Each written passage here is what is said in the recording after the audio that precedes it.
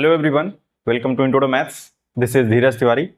आज हम लोग जेई 2025 29 ऑफ जैन शिफ्ट 1 की 5 एमसीक्यू प्रॉब्लम करने वाले हैं। तो पांचों का डिटेल में 1 बाय 1 सॉल्यूशन देखेंगे। चलिए स्टार्ट करते हैं पहले क्वेश्चन से। पहला क्वेश्चन क्या कह रहा है?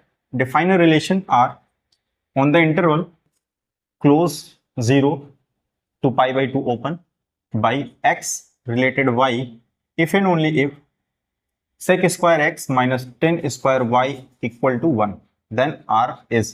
तो यहाँ पर आपको रिलेशन का टाइप बताना है कि वो कैसा होगा, रिफ्लेक्सिव होगा, सिमेट्रिक होगा, ट्रांजिटिव होगा वगैरह वगैरह। ठीक, तो यहाँ पर आपको रिलेशन दे रखा है, वो क्या है? सॉल्यूशन x रिलेट करेगा y से कब? इफ एंड ओनली इफ, अगर वो इस कंडीशन को सेटिस्फाई करता है, sec square x minus tan square y equal to 1। बात सही है? स्टेटमेंट जो दे रखा है उसको समझने में कोई दिक्कत नहीं, सीधा सा मतलब पूछा उसने, टाइप बताना है रिलेशन का कैसा होगा। तो अपन चेक कर लेते हैं। तो पहले रिफ्लेक्सिव चेक कर लेता हूँ मैं। रिफ्लेक्सिव, ठीक, रिफ्लेक्सिव के लिए क्या होना चाहिए? खुद का खुद से रिलेशन होना चाहिए, मतलब x रिलेट करना चाहिए x से, for all x belongs to this, और रिलेशन ऑफ इससे, जितने भी x इससे आएंगे इन सबसे क्या करना चाहिए? रिलेट करना चाहिए। तो देखते हैं, अगर x रिलेट करेगा x से, मतलब y और x दोनों इक्वल हो जाए, तो क्या कंडीशन सेटिस्फाइड होगी? क्या? sec square x minus y भी कैसा हो जाएगा यहाँ पर? tan square x equal to 1। और ये तो आइडेंटिटी होती है। क्या होती है? ये तो आइडेंटिटी होती है, sec square x equal to 1 plus tan square x। मतलब खुद से खुद के रिलेशन के लिए ये चीज वैलिड है। तो ये क्या हो जाएगा आपका? रिफ्लेक्सिव हो जाएगा। रिफ्लेक्सिव तो है। हाँ, सेकेंड थिंग, सिमेट्रिक चेक कर लेते हैं।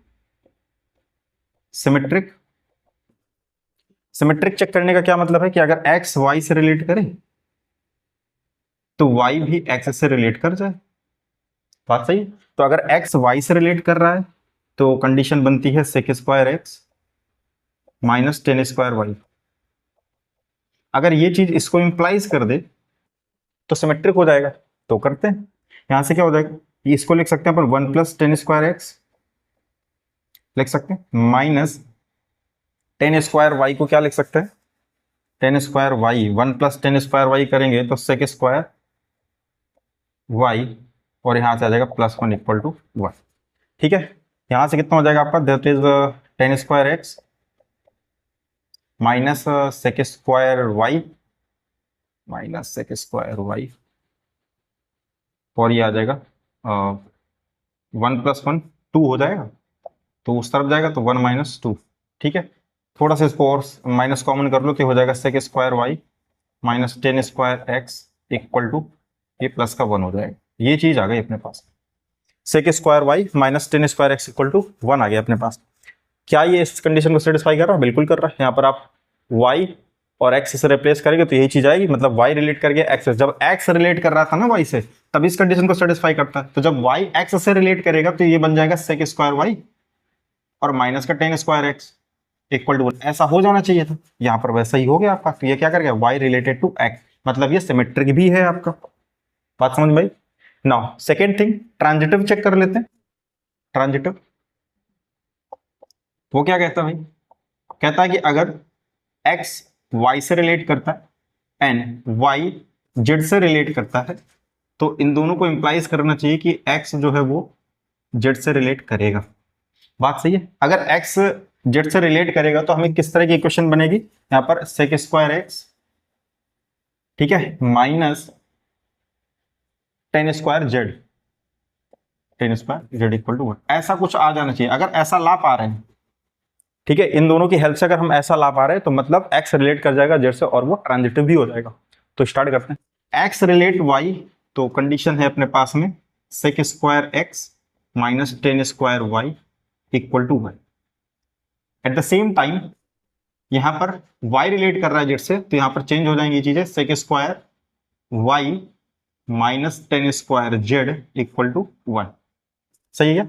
इन दोनों को आप ऐड कर दीजिए, होगा क्या इससे? sec square x minus tan square y plus का sec स्क्वायर y और minus tan square z equal to, अच्छा यहां पर क्या हो जाएगा? 1 प्लस 1 2 हो जाएगा। बात सही? अब यहाँ पर लिखा क्या, sec square y minus tan square y, इन दोनों को अगर आप मर्ज करते हैं तो आपको क्या मिलता है, 1 मिलेगा। ये तो आइडेंटिटी होती है, तो sec square x minus tan square z, और यहाँ पर बचेगा +1 इक्वल टू 2, तो ये उस तरफ चला जाएगा, तो sec square x minus tan square z equal to 1। तो देखिए यही चाहिए था। आगे इसका क्या मतलब है कि x रिलेट करता है आपका किससे, z से रिलेट करता है, और हमें यही चाहिए भी था कि ये दोनों अगर इस चीज को इंप्लाइज कर देते हैं तो क्या हो जाएगा, ये ट्रांजिटिव हो जाएगा। तो यहाँ पर अल्टीमेट ये रिफ्लेक्सिव भी है, सिमेट्रिक भी है और ट्रांजिटिव भी है। तो अगर ये तीनों है तो फिर ये कौन सा रिलेशन हो गया, यहाँ पर आपका इक्विवेलेंस रिलेशन हो गया, राइट। तो है क्या ऑप्शन में, यस, एन इक्विवेलेंस रिलेशन, पहला ही ऑप्शन दे रखा है आपको, ठीक है। नेक्स्ट प्रॉब्लम देखते हैं क्या कह रहा है। ये क्वेश्चन कह रहा है, let the ellipse E1 such that x square upon small a square plus y square upon small b square equal to 1, where small a is greater than small b, and E2 such that x square upon capital A square plus y square upon capital B square equal to 1, and capital A is less than capital B। तो यहाँ पर अगर आप देखेंगे ना, तो ये जो चीज दे रखी है आपको, ठीक है, small a greater than small b, तो यहाँ से क्या पता चलता है, ये आपका क्या है, हॉरिजॉन्टल एलिप्स दे रखा है, और यहाँ से अगर आप देखें तो b यानी कि y के नीचे वाला बड़ा है, तो ये कौन सा है आपका, वर्टिकल एलिप्स दे रखा है, ठीक है। ये चीज क्लियर है। हैव सेम एसेंट्रिसिटी 1/√3, इन दोनों एलिप्स की जो एसेंट्रिसिटी है वो सेम है, 1/√3 है। Let the product of their lengths of latus rectum be 32/√3, इनके जो लेटस रेक्टम का जो प्रोडक्ट है वो 32/√3 अपने को गिवन है।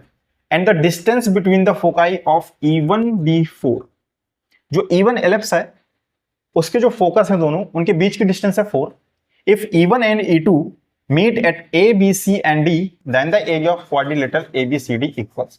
ये कह रहा है कि ये दोनों एलिप्स E1 एंड E2 ये 4 पॉइंट्स पर मिलते हैं ABCD, तो इनसे बनने वाला जो क्वाड्रिलेटरल होगा उसका आपको यहाँ पर एरिया बताना है, ठीक है। तो मैं एक रफली फिगर यहाँ पर प्लॉट कर देता हूँ, जिससे एक आइडिया लग जाएगा कि क्वेश्चन क्या कहना चाहिए, ठीक है। एक हॉरिजॉन्टल एलिप्स है, स्टैंडर्ड एलिप्स दे रखे हैं अपने को ये, और एक वर्टिकल एलिप्स है अपने पास में, ये आपका वर्टिकल एलिप्स। ये देखिए यहाँ पर 4 पॉइंट आपको मिल रहे हैं, बात समझ पा रहे हैं, ए बी सी डी, सही है ना। ये आपके 4 पॉइंट यहाँ पर दे रखे हैं। तो करेंगे क्या कि अपन जो है इन चारों पॉइंट्स के कोऑर्डिनेट निकालने का ट्राई करेंगे, और इन चारों पॉइंट्स के कोऑर्डिनेट मिलेंगे कैसे, अगर इनकी इक्वेशन अपने को पता चल गई, इक्वेशन पता चल जाएगी तो इंटरसेक्टिंग पॉइंट्स निकाल पाएंगे, ठीक है। इक्वेशन कैसे पता चलेगी, अगर स्मॉल ए स्मॉल बी और कैपिटल ए और कैपिटल बी की वैल्यू पता चल जाए, ठीक है। तो पूरा एक प्रोसीजर है, थोड़ा सा लेंथी जाएगा ये, तो ट्राई करते हैं इसको सॉल्यूशन। करना क्या क्या वो मैंने यहां पर बता दिया। अब आप, हमारा मेन टारगेट है small a small b capital A capital B की वैल्यू को फाइंड आउट करना पहले। तो करते क्या है, E1 के बारे में क्या चीज दे रखी है, E1 के बारे में गिवन है कि इसकी सेंट्रिसिटी कितनी है, दैट इज 1/√3, ठीक है। लेटस रेक्टम की लेंथ भी गिवन है इसमें, तो इसके लेटस रेक्टम की लेंथ होती क्या है, अगर मैं LR लिखता हूं यहां पर, latus rectum that is 2b²/a। कैसा है ना ये आपका हॉरिजॉन्टल एलिप्स बन रहा है, तो फॉर्मूला ये आप लगाओगे 2b²/a, ठीक है। तो इसको कुछ यूज कर लेते हैं यहां से। अच्छा, इसके बारे में एक और चीज दे रखी है, इन दोनों के फोकस की डिस्टेंस। तो मान लेते हैं कि ये आपका हॉरिजॉन्टल एलिप्स, फोकस के जो कोऑर्डिनेट हैं आपको पता कि AE, 0 स्टैंडर्ड में ये भी A-AE, 0 होते हैं, ठीक है, फोकस के कोऑर्डिनेट होते हैं। तो इन दोनों के बीच की डिस्टेंस कितनी दे रखी है, 4 यूनिट दे रखी है। मतलब कहने का ये कि 2AE, भाई यहां से यहां तक की डिस्टेंस AE, यहां से यहां तक की डिस्टेंस AE, दोनों को ऐड कर देंगे 2AE हो जाएगा। ये कितनी दे रखी है, 4 यूनिट दे रखी है। E की वैल्यू भी अपने को पता है, A और E है 1/√3 इक्वल टू 2, तो ये कितना आ जाएगा आपका, A की वैल्यू यहां से आ गई 2√3। A तो पता चल गया, राइट, A पता चल गया। अब B कैसे निकालें, तो अपने पास में A B E में रिलेशन होता है, वो क्या होता है, B² equal to A² 1 - E²। इधर स्मॉलर वाला रखा जाता है, इधर ग्रेटर वाला रहता है, तो B², A² की वैल्यू कितनी रहती है यहाँ पर, 4 3 जा 12, और 1 - E² करेंगे तो 1/3 आ जाएगा। सो दैट इज 12 इंटू 2/3, यहाँ से 4 2 जा 8, तो B² की वैल्यू कितनी आ गई यहाँ पर, 8 आ गई। बात सही इतनी।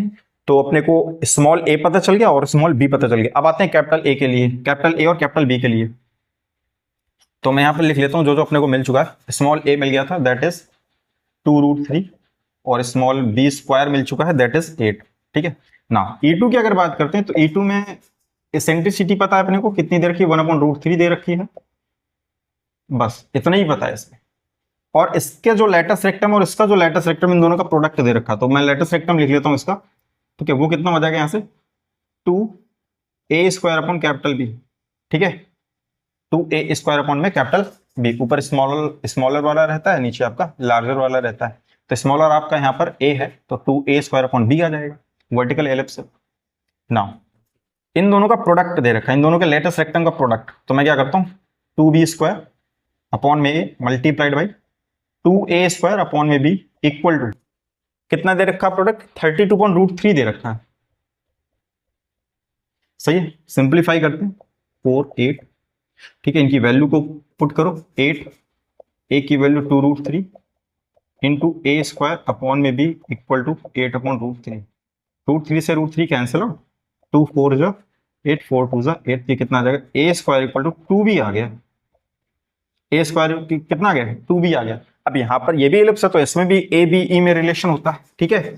तो अपन इधर क्या रखते हैं, स्मॉलर वाला रखते हैं, स्मॉलर कौन है a है ना, तो a² आएगा इधर इक्वल टू b² 1 माइनस का e², ठीक है। तो कैपिटल A² कितना है 2b है, इक्वल टू b² कितना आ जाएगा, कुछ नहीं 1 माइनस 1/3, ये कैंसिल आउट हो जाएगा और यहाँ से बचेगा आपका 2 इक्वल टू b, और यहाँ से भी 3 माइनस 1 2/3, 2 से 2 कैंसिल आउट, b की वैल्यू कितनी आ गई यहाँ से, कैपिटल B की 3 आ गई। कैपिटल B अगर पता चल गया तो a² भी पता चल जाएगा, लगे हाथ कितना आ जाएगा 6 आ जाएगा। तो कैपिटल B और कैपिटल A भी पता चल गया, लिख लेते हैं यहाँ पर कैपिटल A² कितना है दैट इज 6 और कैपिटल B कितना है आपका 3, ठीक है। अपने को ये स्मॉल b कैपिटल B पता चल गया। अब ये इक्वेशन पता चल जाएंगी, तो मैं इन सबको हटा देता हूँ, जो काम का है वो मैंने लिख लिया यहाँ पर। अब यहाँ से इक्वेशन बनाते हैं और उनके इंटरसेक्टिंग पॉइंट्स निकालते हैं।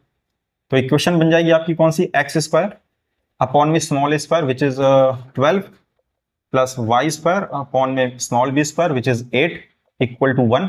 एक इक्वेशन अपने पास में आई, इसको थोड़ा सिंप्लीफाई करते हैं, तो 24 कैल्शियम ले लो, तो हो जाएगा 2x² प्लस का 8 3, तो ये 3y² इक्वल टू 1, कितना आ जाएगा 2x² plus 3y² equal to 24। बात सही, इतना है यहाँ से, right. Second equation x² upon में कैपिटल A², तो कैपिटल A² कितना है 6 है, plus y² upon capital B which is 9 equal to 1, तो 18 का आ जाएगा यहाँ पर, तो 3x² plus 2y² equal to 1 that is 3x² plus 2y² equal to 18। अब इन दोनों इक्वेशन को सॉल्व करना है और इंटरसेक्टिंग पॉइंट्स निकालने हैं। तो करते क्या है, मैं यहाँ पर एलिमिनेट करा देता हूँ, तो इसका कोफिशिएंट मैं इसको दे देता हूँ और इसका कोफिशिएंट से इससे मल्टीप्लाई करा देते हैं और दोनों को सब्ट्रैक्ट करा देते हैं। तो इसको मैंने करा दिया 3 से और इसको मैंने करा दिया 2 से मल्टीप्लाई और दोनों को सब्ट्रैक्ट करा दिया, ठीक है।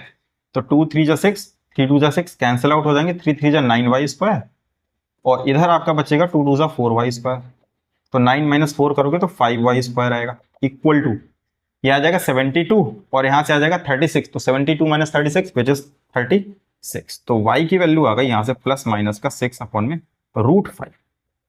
बात सही है, y की 2 वैल्यू आ गई। क्या करते हैं, किस इक्वेशन में लगाते हैं, x मिल जाएगा अपने को, मान लो मैं इसका यूज कर लेता हूँ, तो ये है 2x² तो 3 और y² करोगे तो कितना आएगा 36 अपॉन में 5 आएगा विच इज 24। तो 2x² ये आपका उस तरफ जाएगा, तो 24 माइनस 108 अपॉन में 5 120 आएगा यहाँ से, और ये 108 तो ये हो जाएगा 12 अपॉन में 5 दैट इज 2x², ये कैंसिल आउट कर देगा। तो x² की वैल्यू कितनी आ गई यहाँ से, दैट इज 6 अपॉन 5, मतलब x की वैल्यू आ गई प्लस माइनस का √6 अपॉन √5। सही है, 2 वैल्यू यहाँ से फिर से आ गई और आएंगी भी, क्योंकि 4 कोऑर्डिनेट है तो 4 वैल्यूज आपके पास में आएंगी ही आएंगी। तो मैं ये सारा हटा देता हूँ, जो काम का है सिर्फ उसको लिखता हूँ मैं यहाँ पर।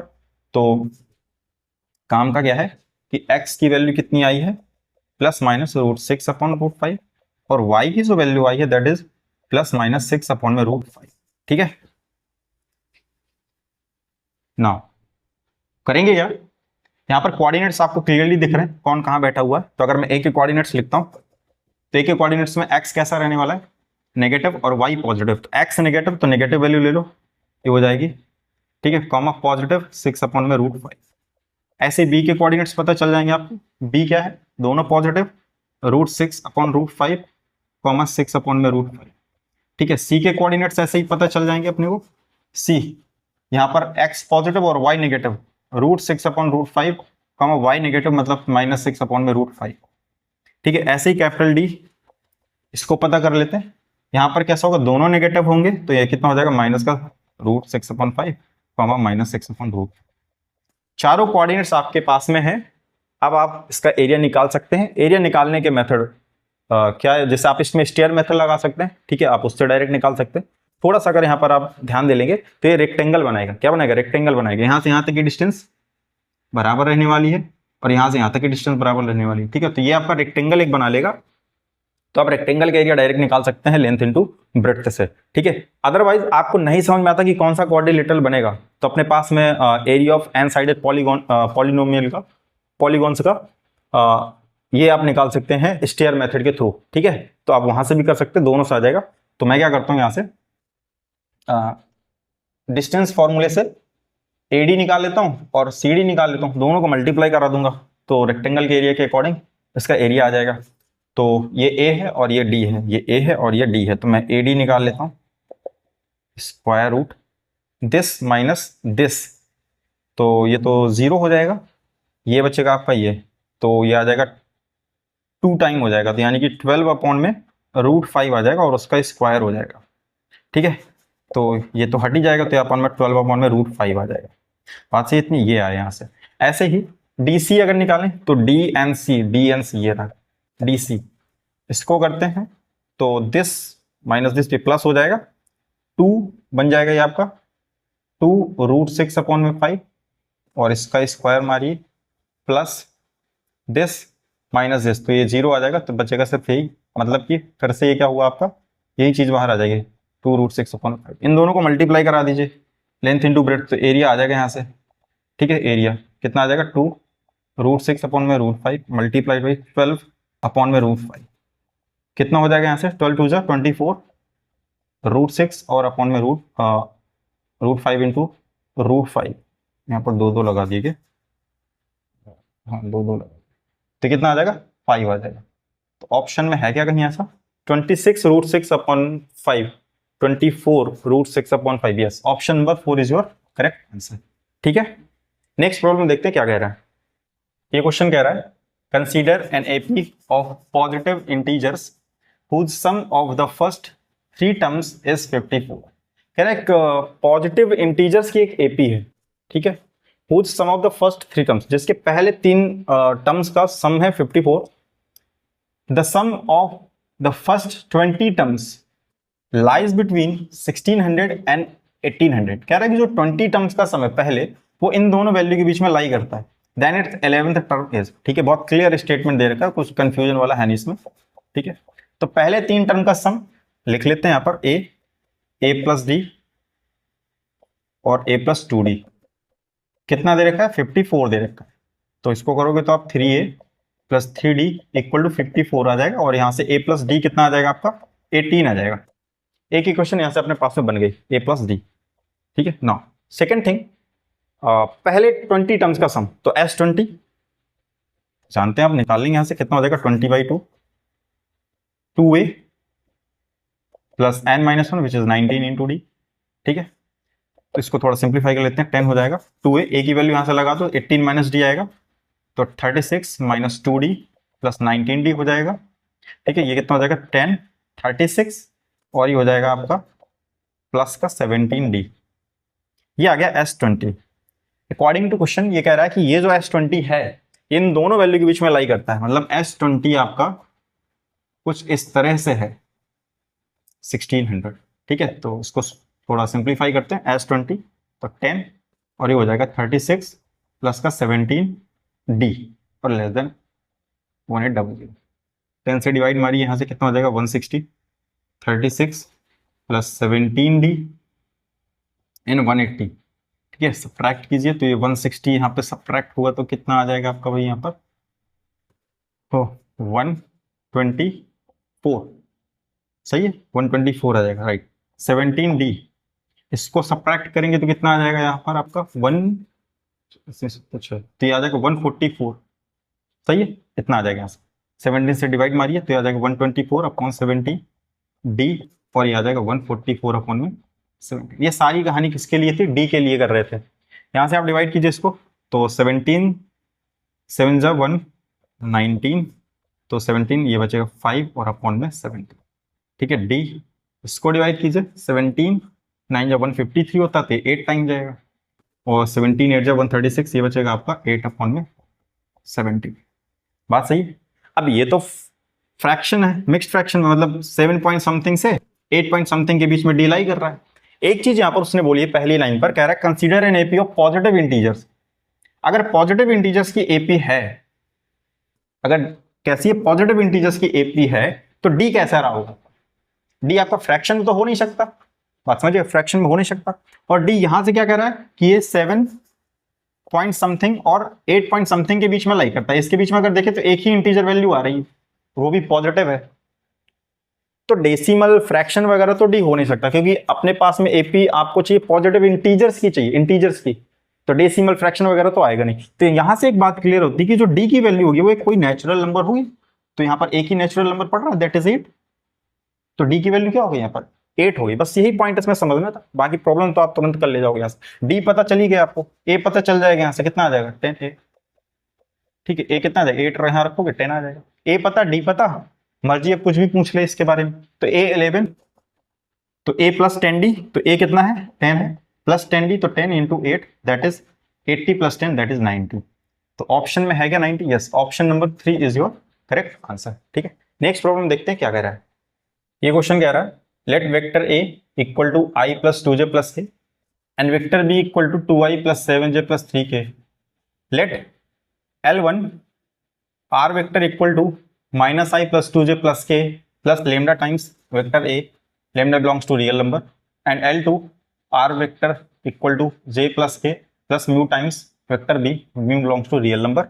बी टू लाइन्स, यहाँ पर दो लाइन की आपको इक्वेशन यहाँ पर दे रखी है सिंपल, ठीक है। एक पॉइंट से पास होने वाली दूसरी लाइन के पैरेलल वाला फॉर्म यहाँ पर दे रखा है आपको।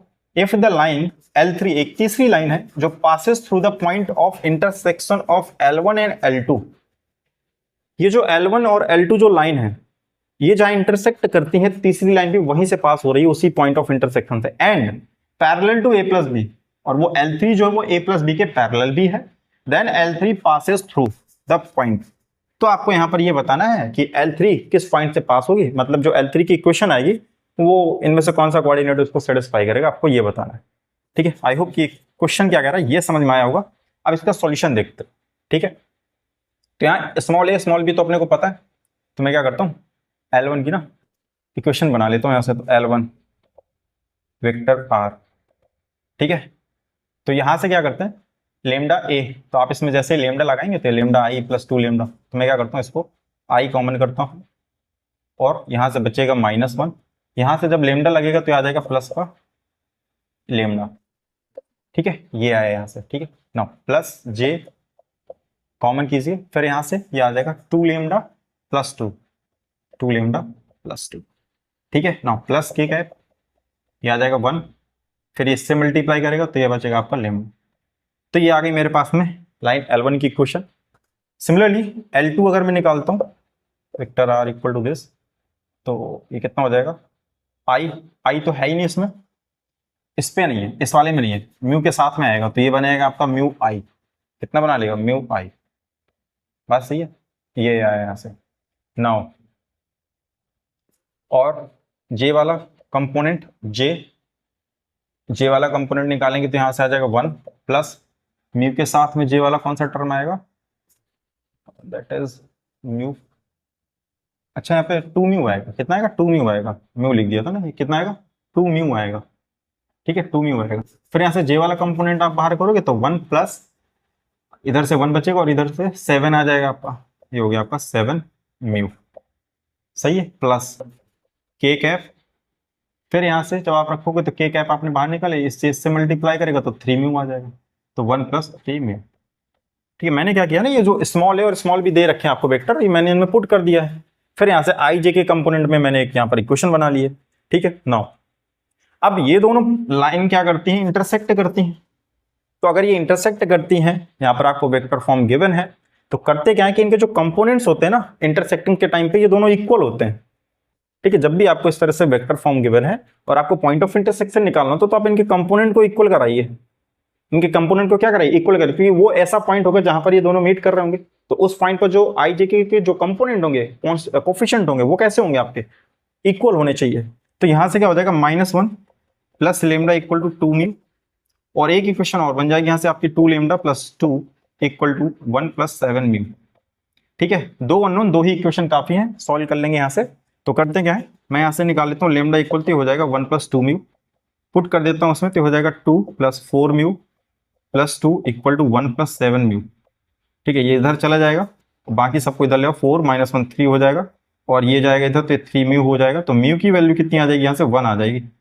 म्यू आपका 1 आ गया, तो लेमडा कितना आ जाएगा यहाँ से 1 2 3।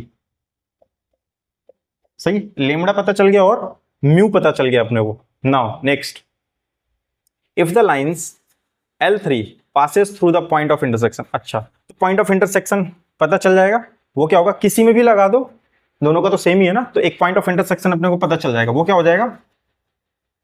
अच्छा, अभी होल्ड करते हैं, पॉइंट ऑफ इंटरसेक्शन निकालने की अभी कोई जल्दबाजी नहीं। यहाँ से पहले देखते हैं कि क्या कह रहा है, passes through the point intersection of L1 and L2 and parallel to A plus B.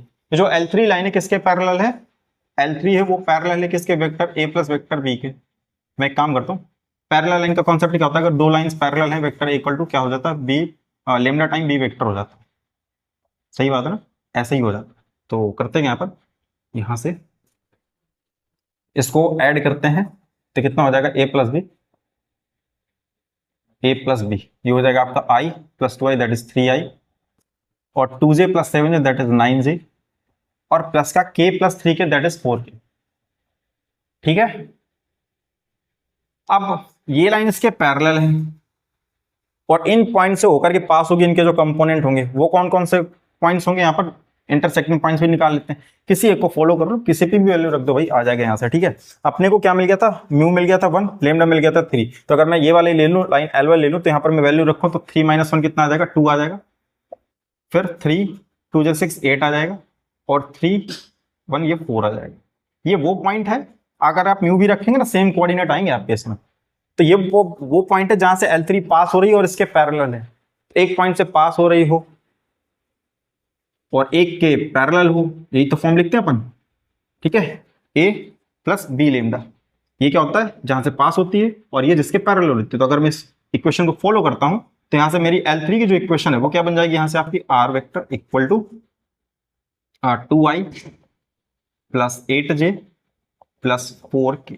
ठीक है, प्लस यहाँ पर लेमडा ऑलरेडी यूज कर चुके हैं, कोई दूसरा ले लेते हैं constant, let's say this is beta, and इसके पैरेलल है तो 3i plus 9j plus 4k। यही तो था, पॉइंट से पास हो रही हो, जिसके पैरेलल हुई तो उसको बीटा टाइम कर देते हैं यहाँ पर कांस्टेंट। नाउ अब यहाँ पर क्या है कि आपको पॉइंट बताने हैं, कौन सा पॉइंट इसको सेटिस्फाई करेगा। तो देखिए यहाँ से सारे, यहाँ पर अगर आप ध्यान से देखें, थोड़ा सा इसमें आपको इसकी हेल्प लेनी पड़ेगी, क्योंकि पैरेलल है ना, तो कोफिशिएंट जो बीटा है वो आपका कुछ भी हो सकता है। ठीक है, मल्टीपल हो सकती है वैल्यू बीटा की, बीटा मल्टीपल वैल्यू कंटेन करेगा। तो यहाँ पर आपको चेक करना पड़ेगा थोड़ा सा ऑप्शन की हेल्प से। तो जैसे आप यहाँ पर देखें सारे पॉजिटिव, ये बस नेगेटिव है। ठीक है, तो मैं क्या करता हूँ, चलो मैं बीटा की वैल्यू -1 लेकर के चलता हूँ। ठीक है, बीटा की वैल्यू मैं -1 लेकर के चलता हूँ। तो अगर मैं -1 लेकर चलूँ तो कितना हो जाएगा, -3, इससे सब्ट्रैक्ट करोगे -1 आ जाएगा। सही है, -9 प्लस 8 तो -1 आ जाएगा, मैच तो कर रहा है थोड़ा। फिर ये -4 और ये +4 0 आ जाएगा, तो ये तो गलत है। अगर मैं -1 लेता हूं तो ये आएगा, तो ये तो मैच नहीं कर रहा है। ठीक है, +1 लेकर के चलता हूं, तो 3i + 2 5i हो जाएगा। ठीक है, फिर यहां से आप 9 + 8 17 हो जाएगा, और 4 + 4 8 हो जाएगा। तो है क्या ऑप्शन हो गई, 5 17 8, थर्ड वाला मैच नहीं कर रहा, ये भी नहीं होगा।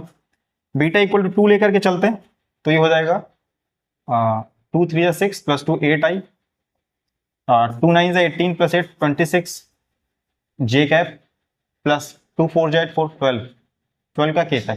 तो इंटरसेक्टिंग पॉइंट्स क्या दिख रहे हैं, 8 26 12, 8 26 12, ये है क्या कहीं 8 26 12। Yes, option number first is your correct answer. बात समझ में आई ना। तो बीटा की वैल्यू तो आप बदल सकते हैं ना, पैरेलल है, कांस्टेंट होता है, तो आप यहां से क्या होता रहेगा, मल्टीपल वैल्यूज आएंगे यहां से, तो जो इससे मैच कर जाएगी हम वो ऑप्शन में ले लेंगे यहाँ पर। तो 8, 26, 12 यहाँ पर हमारा मैच कर रहा है, so that is our required answer. ठीक है, नेक्स्ट प्रॉब्लम देखते हैं क्या कह रहा है। ये क्वेश्चन क्या कह रहा है, the value of limit n tends to infinity summation k equal to 1 to n k cube plus 6k square plus 11k plus 5 upon में k plus 3 factor. Simple question दे रहा है, लिमिट की वैल्यू यहाँ पर आपसे पूछी गई। मेन काम है इसके अंदर वाली चीज को सॉल्व करना है, यहाँ पर जो दे रखा है सॉल्यूशन। तो गिवन क्या है, मैं सिर्फ अभी इसको पिक करता हूँ, इसको बाद में हैंडल करते हैं। k cube plus 6k square plus 11k plus 5 upon में k प्लस 3 और ये फैक्टोरियल। ठीक है, तो इसको फैक्टराइज कराते हैं पहले। फैक्टराइज कैसे कराएंगे, क्यूबिक है, तो अगर आप यहां से देखें इसके जो फैक्टर्स आएंगे ना, प्लस माइनस 1 प्लस माइनस 5, तो प्लस वाले तो इसको सेटिस्फाई करेंगे नहीं, ठीक है, क्योंकि सारे ही पॉजिटिव है। नेगेटिव रख करके चेक कर लेते हैं। तो यहाँ से आप जैसे नेगेटिव रखोगे -1 बन जाएगा। मैं एक बार -1 रखता हूँ, तो -1 ये बन जाएगा आपका +6 माइनस का 11 प्लस का, तो आ जाता है -12 और ये +11, तो -1 बच जाएगा, 0 नहीं आएगा, मतलब ये इसका एक रूट नहीं बनेगा। -5 रखते हैं, -125, ये 150 और ये -55 और ये प्लस का 5, इन दोनों को ऐड करेंगे 25 और ये 180 और यहाँ से आपका 155, तो ये भी गड़बड़ है, ये भी नहीं 0 बनाएगा, मतलब यहाँ से तो रूट्स नहीं निकल रहे हैं आपके। ठीक है, यहाँ से आपके रूट्स नहीं निकल रहे, तो इसको थोड़ा और सिंप्लीफाई करते हैं।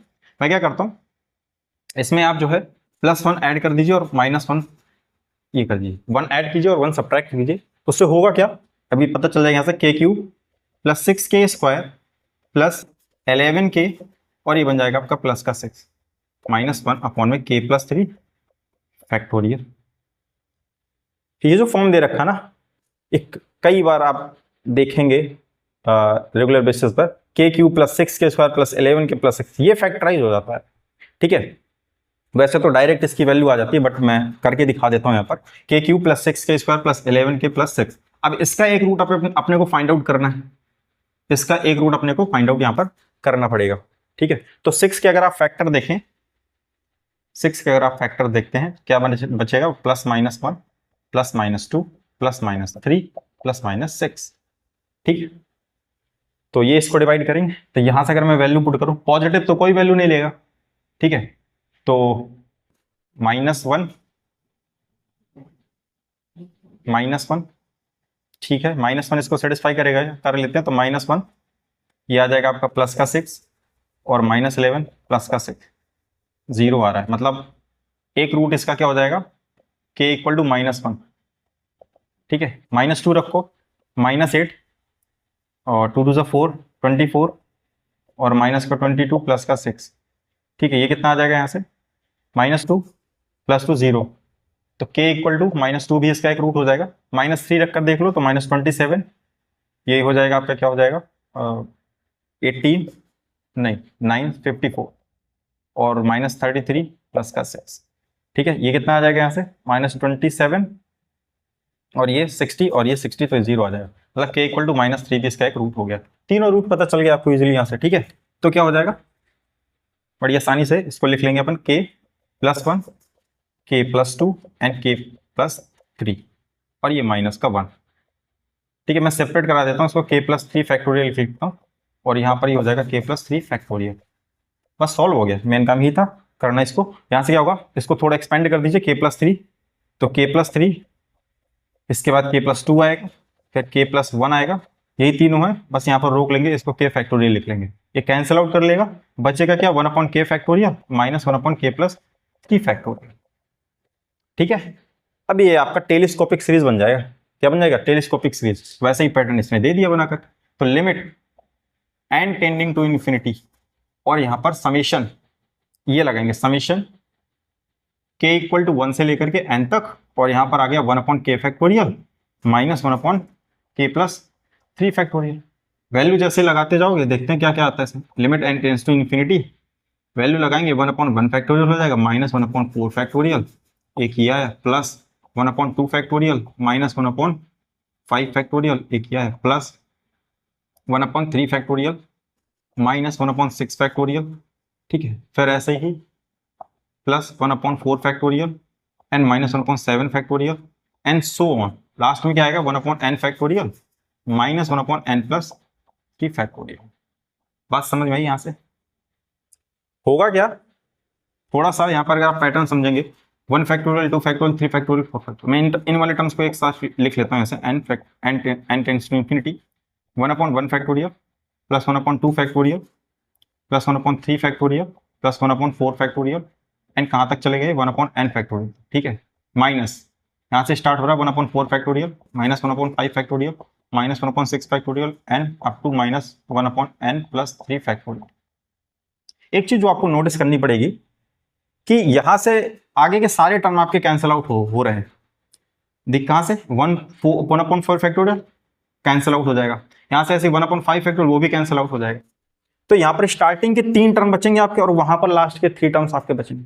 तो वहां पर जो लास्ट के 3 टर्म बचेंगे एन वाले टर्म बचेंगे वो, तो एन टेंडिंग टू क्या हो रहा है यहाँ पर इन्फिनिटी हो रहा है, ठीक है। अगर आपको ऐसे नहीं समझ में आ रहा आप ऐसे समझ सकते हैं, अगर मैं टेलीस्कोप रख करके यहाँ पर दिखा दूं तो यहाँ पर टर्म क्या बच रहे हैं अपने पास में 1 माइनस 1/4 फैक्टोरियल, ठीक है, आप ऐसे समझ लीजिए, थोड़ा टाइम लगेगा बस, कोई नहीं, 1/2 फैक्टोरियल, क्या जाएगा 1/5 फैक्टोरियल, ठीक है, 1/3 फैक्टोरियल और ये 1/6 फैक्टोरियल, ये आपका आ जाएगा 1/4 factorial and this is 1/7 factorial. ऐसे चलती रहेगी कहानी और ये कहां तक चलेगी 1/n फैक्टोरियल और माइनस 1/n+3 फैक्टोरियल, ठीक है। अब अगर आप देखो तो इंस्टेंट कट नहीं हो रहे हैं, बहुत 3 नंबर बाद ये कट होना स्टार्ट हो रहे हैं, जैसे 1/4 फैक्टोरियल कैंसिल आउट हो जाएगा, ऐसे 1/5 फैक्टोरियल कैंसिल आउट हो जाएगा। तो ये 3 बच रहे हैं ना आपके ऊपर के और लास्ट के 3 बच गए, बट उन लास्ट के 3 में क्या कि n टेंडिंग टू इन्फिनिटी है, तो जब n टेंड्स टू इन्फिनिटी करेगा तो 1/∞ कहां भागेगा, वो आपका 0 की ओर चला जाएगा। तो लास्ट के वो जो सारे टर्म बचेंगे आपके, उनका जो सम आएगा वो तो 0 आएगा, उसकी कोई दिक्कत ही नहीं ली। तो बचे हुए टर्म कितने हैं अपने पास में, दैट इज 1 प्लस 1/2 फैक्टोरियल मतलब 2, 3 फैक्टोरियल मतलब 1/6, सिर्फ यही बचेंगे कि लास्ट वाले सारे 0 हो जाएंगे। यहां से कितना आ जाएगा 6, तो ये 6 plus 3 plus 1 that is 10/6 that is 5 और ये 3, तो यहां से कितना आ गया 5/3 आ गया। तो 5/3 कौन सा option, option number 4 is your correct answer, ठीक है। तो आई होप कि ये 5 प्रॉब्लम आपको समझ में आई होंगी। तो मिलते हैं नेक्स्ट लेक्चर में नेक्स्ट क्वेश्चंस के साथ में, तब तक के लिए स्वस्थ रहिए, मस्त रहिए।